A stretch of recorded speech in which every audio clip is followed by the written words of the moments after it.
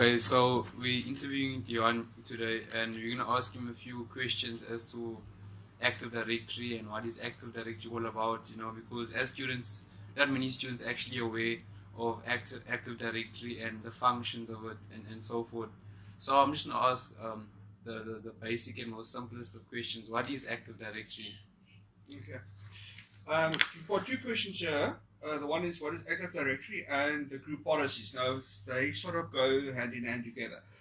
Active Directory is where all the machines that are connected to a network then speak to a Microsoft server, and it's Microsoft control.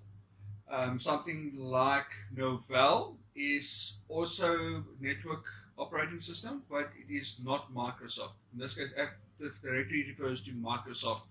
And then things like group policies that comes off that, and that is rules and regulations that you as the administrator can push out to say people may install software or they may not.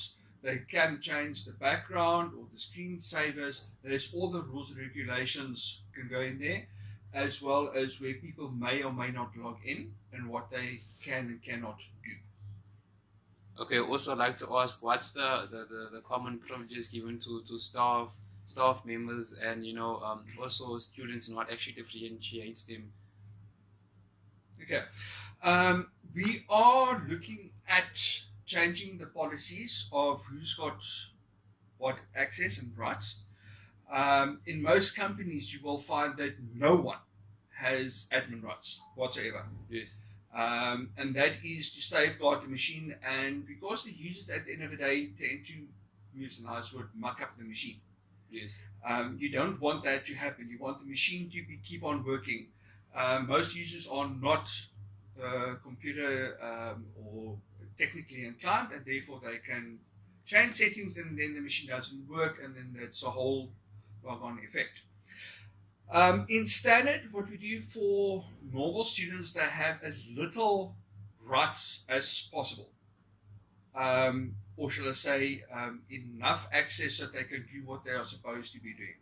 Therefore, you will find that students that are doing end user don't have the same rights as what my IT users do, because my IT users need admin rights to be able to compile, debug programs, and so on. So therefore, they have admin rights, they have more rights. Staff members at this stage as well, they have full admin rights on the machines. And depending on what their functionality is at work, lecturers don't have the same admin rights, argument's sake, as what I would have. So it all depends on what your function is at the work. Okay, so we see that at NMU, we find that we're big on Cisco, and I'd like to ask, Cisco, is it really necessary that you use Cisco equipment? Yeah, what's your take on it? Why do we actually use Cisco equipment? Money. We get a good deal from Cisco. Yes. We started years ago with the Network Academy program. And because of tertiary institutions, we get a great big discount from Cisco. So it boils down to money, basically. The other thing there is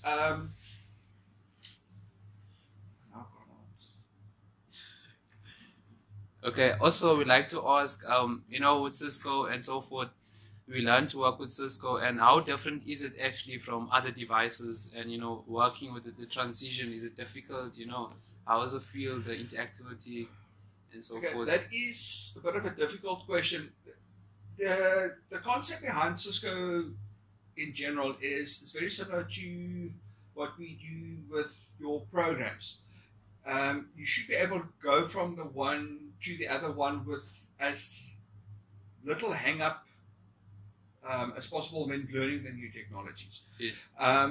The problem there is that a lot of the Cisco stuff is proprietary, which is Cisco based, which means it will only work on Cisco devices.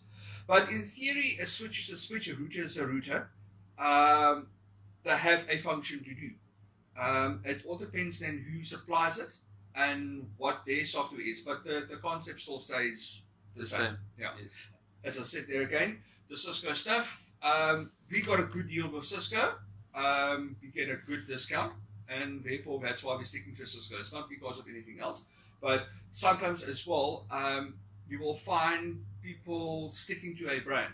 You're either like a Nikon fan or you're a Canon fan. Yes. Yes. They both do the same job, but you like the one or somebody else likes the other one.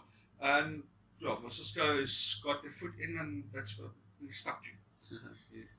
Also, I'd like to ask, with the new technologies coming out, how do you feel, and the transition process also, I'm sure that with the technologies also in line with Cisco and so forth, over the years you'd have to replace equipment in the labs and use different technology. How do you feel about that? I love new technology. I like new toys. Yes. Unfortunately, I don't get as much time to play with new technologies as I would like. Yes. I've lost a bit of track of, especially on the network side, what's out there and what's new, and what they can change. So personally, I like the new technologies. I just don't get as involved as I would like to as in the past. Yes, yes. And what challenges have you faced, over the years? I don't know if there's any challenges you faced. Apart from students. The problem with new technologies, I love new technologies, but they come with their own set of problems. Sometimes the technology is so new that it's not compatible or backwards compatible with old stuff. And that becomes not just in my line of work, but in any organization, becomes a huge jump or hurdle that there is no gray area. You have to physically cut and then go over to the new one, and you can't then halfway go into the new one and say, oh hell, it's not going to work.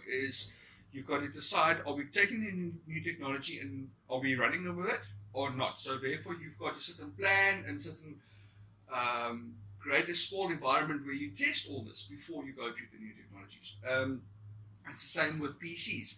I've got devices here that sit on USB version 3.1. I've got no PCs at university that can use USB 3.1. So, yeah, there's new technologies that are out, they're nice, but we don't necessarily have the devices to work with that. So you've got to wait until we catch up so we can actually use the new devices that's out there.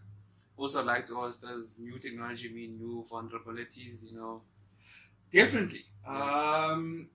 With anything new, there's always a new way of doing things, and you can be as smart as you like, and you think you've covered all your bases, but somebody will find something somewhere to get into your network, to your machine, into your profiles, into your cell phone, into the house. There's always somebody out there who's more cleverer than you at English. Is there also common IT problems that you have to deal with on a constant basis? Students. IT problems. Normally in the beginning of a year, when people are new and or with new technologies and all that would include the hardware and software. It depends. If they change the software, then you will find that all of a sudden, for argument's sake, your printers don't work, or your student cards don't work, or a program, for argument's sake, AutoCAD, now all of a sudden they've changed the whole look and feel. So options that were there before no longer is there, or is in a totally different place, and you have to sort of learn the whole thing from scratch again. But the common things are normally hardware-wise: keyboard breaks, mouse breaks, hard drive crashes. The printer breaks because it's old, or it's a paper jam, or incorrect toner, or something like that. So, yeah. And for you, how was the transition from university or technical and back then to the working environment? That is a personal thing. That changes from person to person. Yes. For me, it was easy. Yes. I'm very hands-on and I'm a quick study. I'm very fortunate in that case. Then, yes, I adapted quickly. Some people struggle to adapt. Yes. So yeah, it depends on where you go, the people that you work with, the team that you fall into. There again, I was lucky when I started working down in Cape Town in Woolworths. We had a great team, and I could adapt easy, and also my sort of leader there was a good guy. Some places I've heard horror stories where you go in and as a lackey, and 3-4 years down the line you're still a lackey and you still don't know what's going on because the people don't play ball. They don't work as a team. Yes. Also, what advice do you give to students in their final year of their studies? As in with most things in life, you've got to have the passion. Yes. It's not going to come easy. When I started working, a lot of people think, oh, you're going to work in IT and you're going to be earning big amounts of money as soon as you go out. And that's not true. Yes. You have to be willing to start at the bottom, and you have to learn and put a lot of hours in. I mean, I've been here at the university for 17 years. Before that, I worked for about 2.5 years down in Cape Town. I put in a lot of extra overtime and hours. I mean, I worked weekends. I didn't complain one bit. If they asked, you need volunteers, you put up your hand and you're there. And that's the only way you learn, and you become part of the whole team. And it's the only way you grow. And so how you learn how to do more things. And you need to be able to adapt. So you need to go and read up now and again. Go read up about the new technologies, new switches or routers. What's so different between the one version to the other version? Or what's so great about this new motherboard that's out? Or the new CPU that's out there. So you've got to keep your eye out every now and again. It means a lot less partying and stuff like that. But at the end of the day, do you want to sit where you are and not earn anything? Or do you want to grow and become the expert that people refers to? And as soon as you start becoming the expert, then you can start asking money. Yes. So money is the root of all evil. Yeah, but it boils down there. You have to be eager. You can't just sit on your backside and think it's going to become easy. You have to work, and you have to work long hours sometimes. And the gratitude is like simple sometimes, but it pays off eventually. Thanks very much, sir, for your time and giving us the answers. Very valuable to us and also students that are gonna branch off into the working world soon, and as to what they can expect and so forth. So you heard it here from Deon and from me, Winston, and thank you.